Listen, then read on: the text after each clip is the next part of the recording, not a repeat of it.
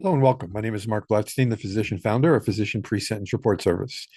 We're physician prison consultants. The phone number 240-888-7778. So let me jump in. The GAO, recently released a report that is pretty scathing to the Federal Bureau of Prisons regarding the First Step Act and actually having the BOP staff nationwide follow what BOP Director Marshall wants to do. And so I'm going to start off right here with it says 53.7% of the people who the BOP did not apply their earned time or their First Step Act time credits, then they were never transferred them to a pre-release custody, which is either halfway house or home confinement. That's 53% plus. That is a very big deal. And it goes beyond the fact that families across the country know that this is happening, but there's also a financial part to it that maybe that's the only part that Congress is going to pay attention to.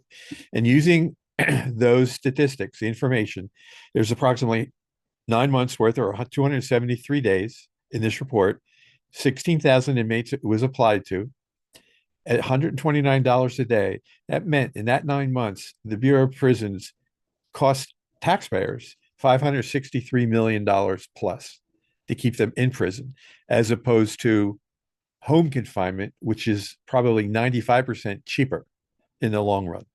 And so there's a lot to pull from this article.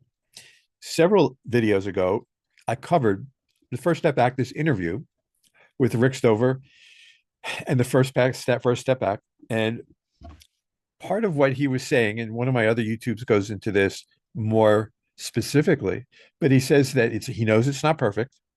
They're doing all of the calculations accurately, but that even if you do not get into the halfway house or home confinement on time, they're really not concerned because you still have a sentence and are under the control of the Bureau of Prisons. And so it's discretionary.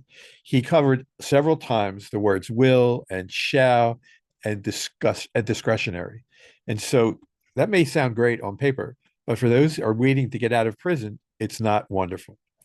And so the link here, and I have the link is through many parts, opens up to right here. Actually, let's see if I did it correctly. No, I didn't. So I'll come back and I'll pull it up here. And so this bit to here is the front page of the, okay, let's get here. Federal prisons, improvements needed to mitigate incarceration for people that are, to decrease the recidivism risks. The GAO went ahead and they get this bigger, maybe. And what they did is they came up, and this is where I have on my front page of my particular video and the article on my website, is that the percentage of people who the BOP did not apply their earned time credits and they were never transferred, they were just left in prison. And so what also is happening on this particular video is that the Rick Stover and that part of the Bureau of Prisons, they do not want case managers to manually calculate early release dates. At the same time, they want them to pay attention and study. It was an extensive PowerPoint that was released nationwide so that wardens, case managers, correction staff can all teach themselves how to set up the stacking of first step back, earned time credit, second chance act. But it's not being done, not uniformly across the system. And that's coupled with the fact that there are a shortage of staff of teachers, because when you're short staffed, especially correction staff, you have to take nurses and teachers and move them into the category of corrections to patrol the individual prisons. And so I review here a bit that the Bureau of Prisons did not complete all assessments within the required time frame.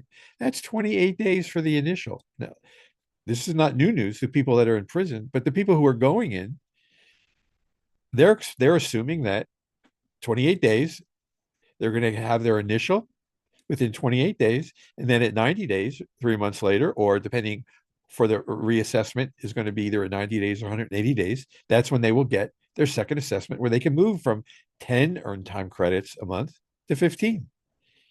But they're not even following that. And so I have a link, a page here within in this article And so they have a lot of concerns. They address a lot of the issues here. And this is another link to the article on the website. It has close to, let's go through this, 130 pages. So there's a lot of material here. I've only perused part of it, but my summary takeaway is that there are still individuals that are being that their earned time credits that they deserve have not been calculated or stacked correctly with Second Chance Act. Not new news to some of you, but it's not great news for the Federal Bureau of Prisons and unfortunately, for the BOP director, Marshall, as this has been one of his fundamental tasks that he wanted to do, is implement Donald Trump's First Step Back. I hope you found this helpful and that you've taken the time to spend it with me and listen to this YouTube. And for all of that, I'm grateful and have a good day.